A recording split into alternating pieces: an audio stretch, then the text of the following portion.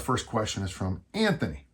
I purchased Easy Strength for Fat Loss and understand how to get everything set up. Good. Very simple book. It's available at danjohnuniversity.com/bookstore. It's a fun program. It works, and it's just the only issue, it doesn't promise overnight results. The way you've laid it out is very easy to follow. Thank you. My only question, if I only have one 20-kilo kettlebell, I'm planning on getting a 24 for now, but this is all it's going to have to do. I find I can press it 3 times without too much effort. Yeah. So for example, if I do 3 sets of 3 of the overhead press, how do I progress until I get a larger bell? Is this as simple as just doing more reps? The answer is going to be yes, and I'll get to that in just a moment. If so, how do I set that up to stay close to your original protocol? I understand your rule of 10, but there's a similar rule when you need to do more reps to get the same effect. So, and as everyone knows, and I've said this at workshops about Easy Strength, sometimes with kettlebells, Easy Strength is a square peg, round hole situation. The idea behind Easy Strength, and especially when I first did it, my jumps were big barbell jumps. And it was nice because, with the barbell, you have, infinite choice, not infinite, but you have a lot of choices for what your next day's workout load is going to be. Okay. If all you have the 20, you're doing 3 sets of 3. Well, the first idea was just to slide over to 2 sets of 5. But what I want you to understand, Anthony, and anybody else who's using kettlebells for Easy Strength, you are probably going to have to ratchet up the reps.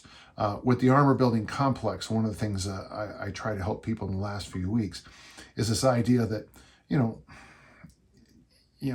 I have this idea that you do 2 reps with the weight, then 3 reps with the weight, then 5 reps, and then you do 10 with the same weight, and that adds up to 20 reps.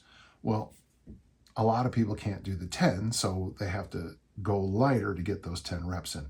In your case, we're going to have to go the opposite way. So I would suggest if all you have is 20 kilo bell, then I would push those reps up as best you can. One thing I think you might want to do is the first couple of times you do this, Anthony, on those 3 sets, do the first set with 3, shake it out a little bit. And then maybe on the second set, go 5 or more. And on the third set, just find a more reasonable number. So my idea is this, the first set with 3 is the easy one. The second set with the as many, with good technique, with strict form. And the third set, you just make a decision. Depending on how you're wired, that third set might be the easiest set. For others, it's rough. But let those reps go up. If I'm remembering the formula I sent out, once you get to 10 reps, and I'm spitballing here, this is just from pure memory, I think you can press to 24, okay? And if you get to 15, you probably be able to sneak up on the 28 or even the 32. Reps can help you get stronger, higher reps, but it becomes very personal after a certain number. I mean, if you read Stephen Kort, K-O-R-T-E, was this powerlifting coach that became very popular at the turn of the millennium. He has a 3x3 protocol, which he just sticks with. In fact, I summarize it sometimes. The original is 3x3x3x3. It's bench press, squat, deadlift, 3 sets of 3 days a week.